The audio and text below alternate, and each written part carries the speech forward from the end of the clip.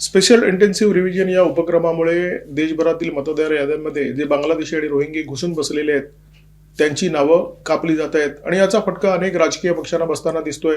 पश्चिम बंगालमध्ये तो तृणमूलला बसणार आहे, उत्तर प्रदेशमध्ये समाजवादी पार्टीला बसणार आहे, तामिळनाडूमध्ये द्रमुकला बसणार आहे. हे मतदार नाही आहेत, हे मतदार यादीत शिरलेले घुसखोर नाही आहेत. हे मतदार म्हणजे देशाच्या खांद्यावर असलेला प्रचंड मोठा भार.